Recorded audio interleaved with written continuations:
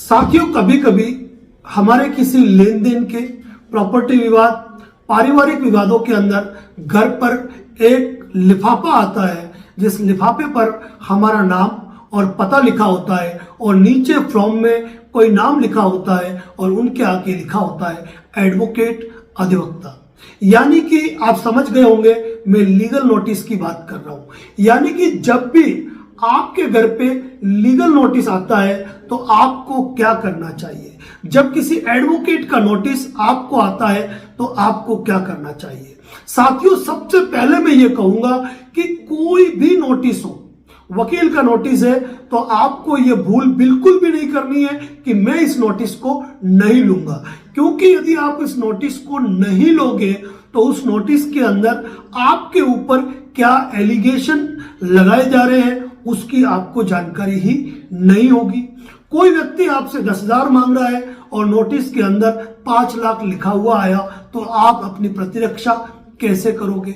आप ये सोचते हो कि मैं नोटिस लौटा दूंगा, सामने वाले को नोटिस वापस चला जाएगा, मेरे खिलाफ कोई कानूनी कार्रवाई नहीं हो पाएगी। तो साथियों, बता दूं, आपने किसी व्यक्ति को अपना पता दे रखा है या उस व्यक्ति को मालूम है कि आप इस पते पर रहते हैं जो अंतिम ज्ञात पता है, आपका आधार कार्ड उस व्यक्ति के पास है, आपका रजिस्ट्रेशन सर्टिफिकेट उस व्यक्ति के पास है, जहां से आपका एड्रेस लेकर उस व्यक्ति ने आपको नोटिस भेजा है या फिर वह प्रमाणित करता है कि उस एड्रेस पे आप रहते हैं, तो ऐसी अवस्था में यदि उस नोटिस को आप लौटा भी दोगे तो वह नोटिस तामील हुआ माना जाएगा, यानी कि आपने जानबूझकर यह नोटिस नहीं लिया यह माना जाएगा। ऐसी स्थिति में जब आप नोटिस नहीं लोगे तो आप अपना बचाव नहीं कर पाओगे, क्योंकि आपको ये मालूम ही नहीं है कि आपके खिलाफ क्या कानूनी कार्रवाई की जा रही है और क्या एलिगेशन लगाए गए हैं। इसीलिए ऐसा कभी ना सोचे कि मैं नोटिस लौटा दूंगा तो मैं कानूनी कार्रवाइयों से बच जाऊंगा। कभी कभी नोटिस एडवोकेट द्वारा ईमेल पे भेजे जाते हैं, व्हाट्सएप पे भेजे जाते हैं, तो ऐसे नोटिस भी मान्य होते हैं। और यदि आपने व्हाट्सएप पे पढ़ लिया है और उसका जवाब दो या नहीं दो, वह नोटिस आपके तामील की प्रक्रिया में आ गया, क्योंकि व्हाट्सएप पे आपको डिलीवर का स्क्रीनशॉट जो है वो वकील साहब प्रिंट आउट ले लेते हैं, मेल की कॉपी निकाल देते हैं। तो सबसे बड़ी चीज ये होती है कि व्यक्ति ने आपके एड्रेस पे नोटिस भेजा है, आपके मेल पे नोटिस भेजा है, आपके व्हाट्सएप पे भेजा है, तो व्हाट्सएप और ईमेल को आप रोक नहीं सकते हो, लेकिन घर आने वाले नोटिस को आप रवाना कर देते हो। यह सबसे बड़ी गलती है जो आपको नहीं करनी है। दूसरी बात, यदि आप नोटिस नहीं लेते हो और वह नोटिस यदि सिविल मैटर में है तो सीधी सी बात है, आपको पता ही नहीं पड़ा कि आपके खिलाफ क्या कार्रवाई हो रही है। तो इसी तरह उस नोटिस के आधार पर कोर्ट में केस फाइल होगा और आपको कोर्ट समन जारी करेगा, और उस समय समन भी नहीं लोगे तो आपके खिलाफ एक्स पार्टी ऑर्डर हो जाएगा और आपको भारी नुकसान हो सकता है। यदि नोटिस क्रिमिनल था, आपके खिलाफ एफआईआर भी दर्ज हो सकती है, आपके खिलाफ हो सकता है चेक बाउंस का या कोई क्रिमिनल मैटर आपके खिलाफ कोर्ट में फाइल हो सकता है, जिसका बचाव कैसे करना है आपको जानकारी नहीं, क्योंकि आपने नोटिस ही नहीं पढ़ा। और जब कोर्ट का समन आया उसको भी रवाना कर दिया तो उसमें भी बेलेबल वारंट या अरेस्ट वारंट हो जाते हैं, जिसमें आपको मुसीबतों का सामना करना पड़ सकता है। दूसरी बात, यदि आपको कोई नोटिस मिला तो यह तुरंत अपना दिमाग नहीं लगाना है, अपने को अपने एरिया के एक अच्छे एडवोकेट से या ऑनलाइन लीगल कंसल्ट लेना है कि इस नोटिस का मुझे रिप्लाई देना भी चाहिए या नहीं देना चाहिए। उस नोटिस में जो फैक्ट लिखे गए वो कितने सच है कितने गलत है वह तभी मालूम पड़ेगा जब आप उसको पढ़ेंगे, और पढ़ने के बाद यदि आपको लगता है कि इसका रिप्लाई देना है तो इसके लिए अपनी राय स्थापित न करें।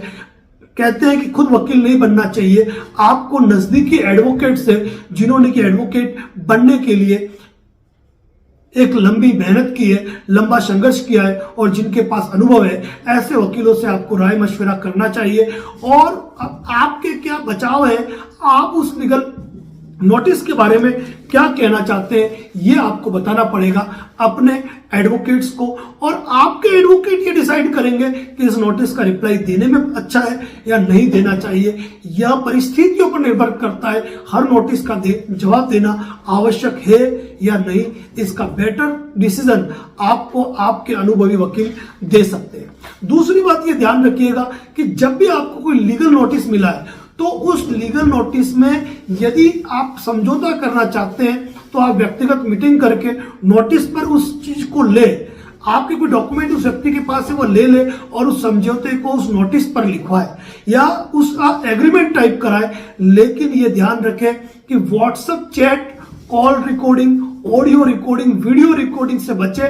कहीं ऐसा नहीं हो कि उस मामले में आप उल्टे फंस जाए, यानी कि उस नोटिस में जो एलिगेशन लगाए हैं वह इन चीजों के माध्यम से कल यदि प्रूव हो गए तो वो कोर्ट में बतौर साक्ष्य साबित हो सकते हैं। तो ये गलती आपको बिल्कुल भी नहीं करनी है। और यदि इस मैटर में आप सामने वाले एडवोकेट्स या पार्टी से मुलाकात करते हैं तो आपको अपने एडवोकेट के माध्यम से मुलाकात करनी चाहिए, चाहे मामले का आप समझौता भी क्यों नहीं करते हो, ताकि फ्यूचर में आपके ऊपर कोई गलती न हो।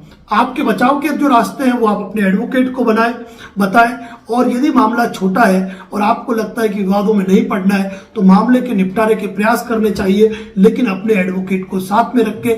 यदि वकील का नोटिस मिला है तो ध्यान रखना यह कानूनी प्रक्रिया की पहली शुरुआत है, उसको इग्नोर करना आपके लिए मुसीबत का कारण बन सकता है। और यदि कभी कभी ऐसे मामलों को निपटाया नहीं जाए तो उसके आगामी जो दूरगामी परिणाम है वो भी भुगतने पड़ सकते हैं। तो साथियों, जब भी किसी वकील साहब का आपके घर पे कोई नोटिस आए, बिल्कुल भी इग्नोर करने की कोशिश न करें। नोटिस को ले अपना बचाव करें, नजदीकी वकील से राय ले और खुद वकील न बनते हुए उसका रिप्लाई खुद तैयार करने की कोशिश बिल्कुल भी न करें।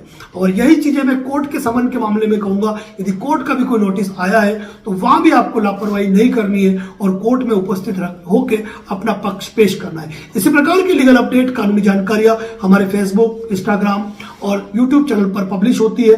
चैनल पर पहली बार देख रहे हैं तो फॉलो और सब्सक्राइब करना बिल्कुल भी न भूलें। और यदि आपका कोई कानूनी सवाल है तो यही कहूंगा, advocate Narendra Joshi and associate YouTube channel पर आप हमारे शॉर्ट और लॉन्ग वीडियो जरूर देखें, जहां कानूनी जानकारियों का जखीरा है। उसके बाद भी यदि बात करना चाहते हैं तो बार बार कॉल न करें, केवल कॉल बुक का टेक्स्ट मैसेज करें। आपकी कॉल बुक होने पर आपको कॉल आ जाएगा। बने रहे इसी प्रकार हमारे चैनल पे। धन्यवाद। जय हिंद, जय भारत, जय मेवाड़।